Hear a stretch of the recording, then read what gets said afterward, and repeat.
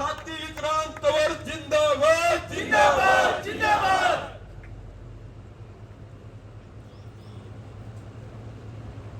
कर्मचारी एकता जिंदाबाद, लिपिक एकता जिंदाबाद, हमारा हक 35,400 भूख हड़ताल कर्मचारी जिंदाबाद, मातृशक्ति जिंदाबाद, हरियाणा सरकार जिंदाबाद, भारत माता की जय।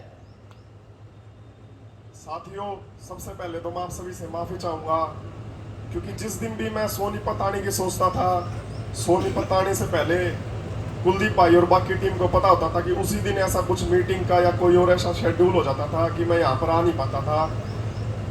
लेकिन मैं आपको विश्वास दिलाता हूँ कि अभी ये जो भाईचारा स्थापित हुआ ये अकेले विक्रांत के कारण या किसी के कारण नहीं हुआ, क्योंकि हर एक के अंदर ये टस थी कि हमारा शोषण इतने वर्षों से हो रहा है और उसकी नब्ज 35,400 और जो तथ्य रखे और जो मेमोरेंडम था वही एक नब्ज थी जिसने हर एक कर्मचारी की उसने अंदर से वो आवाज निकाली, जिसके बाद उसने कर्मचारियों की भावना ना समझते हुए हर एक विभाग को एक परिवार का दर्जा दिया। इसी कारण से आप देख सकते हो बड़े बड़े आंदोलन होते हैं, आज ये आंदोलन की भूमिका ना निभाते हुए एक परिवार की भूमिका निभा रहा है, इसलिए यहाँ पर ये स्ट्रेंथ एक साथ बैठी हुई। साथियों,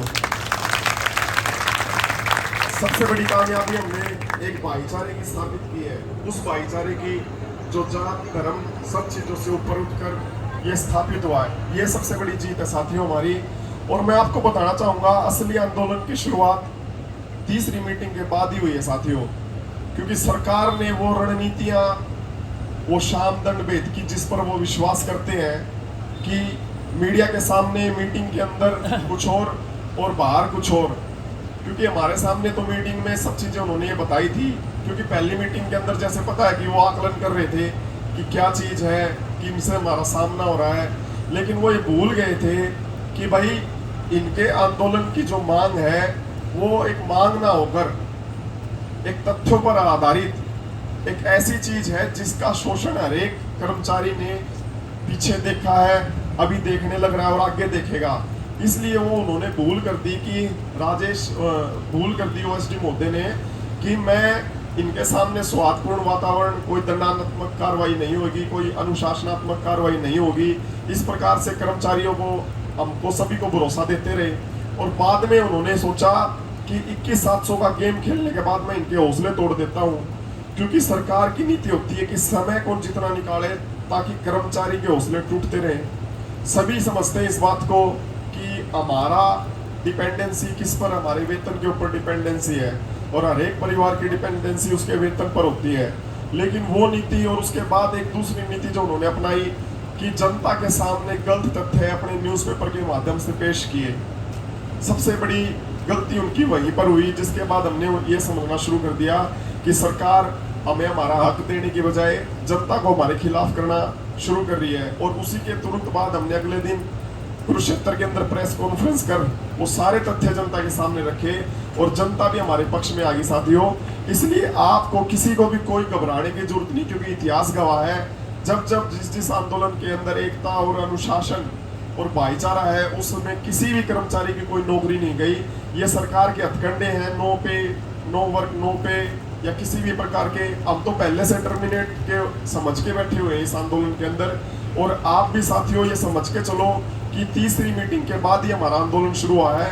मैं आपको पूरा विश्वास दिलाता हूँ, जिस दिन से उन्होंने ये चीजें शुरू करी थी तीसरी मीटिंग के बाद, उस दिन से हमारी संख्या और ज्यादा वृद्धि हुई है साथियों। और ये आप देख ही सकते हो पंडाल के अंदर।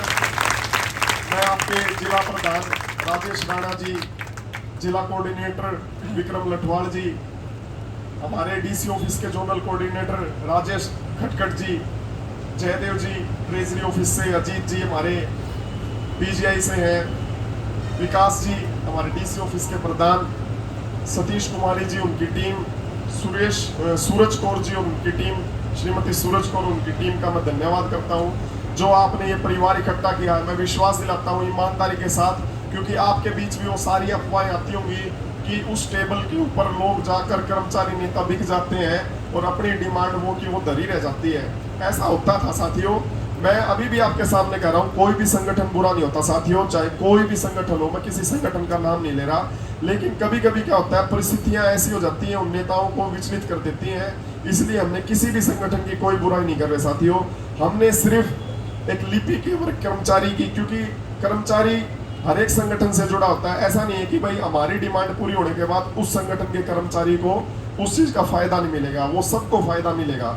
वो ऐसा नहीं कि भाई इस कास्टिज्म को मिलेगा या इस धर्म वाले को मिलेगा, वो सबका मिलेगा। और यही परिवार की भावना कुलदीप भाई, विक्रम जी और राजेश राणा जी के साथ मिलकर हमने शुरू की थी।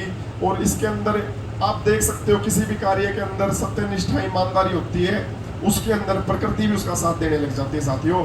हमारे सामने कुछ दुविधाएं आ रही हैं, अभी सांप्रदायिक दंगों की सामने आ रही है, उससे पहले बाढ़ की थी।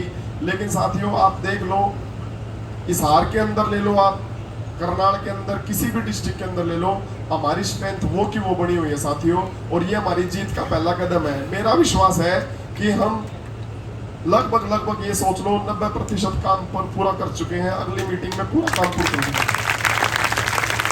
और रही बात हमारी डिमांड की, जब उन्होंने 21,700 हमसे कहा था, हमने उसी समय टेबल छोड़ दी थी। और काफ़ी ऐसी चीज़ें हमने टेबल पर उनको कही, वो चीज़ें माइक पे शोभा नहीं देता, लेकिन मैं आपको ये निश्चित करके बताना चाहता हूँ कि अब की बार तो पानी भी हम अपने घर से लेके जाएंगे साथियों। और इस भाईचारे को आप सभी साथी बनाए रखें, इसी प्रकार से बनाए रखें, क्योंकि मैं ऐसे कोई शब्द नहीं कहूंगा जिससे आपके रोंगटे खड़े हो जाए यार आप वो चीज करते हैं। सबसे बड़ी मजबूती हमारी यही है कि इस पंडाल के अंदर हम बैठे हुए हैं। इस पंडाल के अंदर जब तक अनुशासन एकता के साथ बैठे रहेंगे, ना सरकार ऐसा कोई मौका ढूंढ पाएगी कि भाई इन्हें किस प्रकार से हम खदेड़ दें, इन पर कोई आरोप लगा दें। ये अपनी नीतियां अपनाएंगे 140 की, 144 धारा की, बाकी चीजें। लेकिन मैंने सरकार को मीडिया के माध्यम से भी ये कहा था, ये आंदोलन नहीं है। मैंने ओएसडी मोदी को भी पर्सनल कहा था, मैं जी आंदोलन नहीं है, ये भावना बन चुकी है। आप इस पे किसी भी प्रकार की राजनीति करने की कोशिश मत करना, वरना ये सारी चीजें उल्टी पड़ जाएंगी। वहां से वो विश्वासघात शुरू हो गया था हमारे साथ। लेकिन मैं अभी फिर भी कह रहा हूँ कि ये आंदोलन एक अपनी जायज मांग के लिए लड़ रहा है। जब आप ये कह रहे हो कि भाई ये डायरी डिस्पैच रिकॉर्ड कीपर है, तो और आप हमारे आरसी के और जितने भी आपने पासवर्ड वगैरह चेंज कर दिए, तो ऐसी क्या नौबत आई कि क्लास 1 ऑफिसर को वो काम करना पड़ रहा है?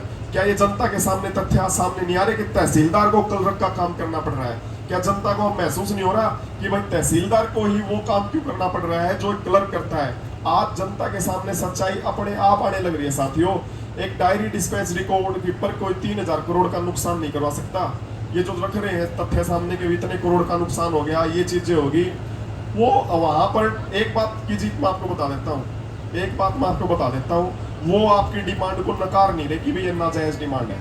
ये साथियों कितनी बड़ी बात है कि उस डिमांड को जायज मान रहे, लेकिन अपने बजट का रोना और कर्मचारियों को देनी पड़ जाएंगे, उसको देनी पड़ जाएंगी, किसी जो भी रहे। वो नीति है कि भाई 21,700 बोलने के बाद देखते हैं क्या रिएक्शन रहता है। लेकिन साथियों मैं आपको विश्वास दिलाता हूँ, ईमानदारी के साथ सारी की सारी टीम, जो भी आपने अपनी टीम बना रखी है, वो वहां पर आपके जायज हक के लिए खड़ी है। आपका कोई भी बलिदान गवाया नहीं जाएगा साथियों। और मैं आपसे वचन देता हूं कि जो भी होगा ईमानदारी के साथ आपके समक्ष होगा।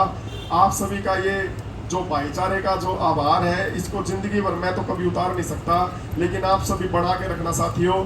ये हमारी शुरुआती आंदोलन का पहला आंदोलन है, लेकिन भविष्य में हमें हर एक कर्मचारी की वो समस्या को सुलझाना है। और वो किसी अकेला मेरे को नहीं सुलझाना, क्योंकि इस संगठन के अंदर कोई भी ताउम्र प्रधान नहीं रहेगा। उस पंक्ति में आखिरी बैठा व्यक्ति भी प्रधान है और सबसे आगे बैठा व्यक्ति भी प्रधान है साथियों। भारत माता की जय।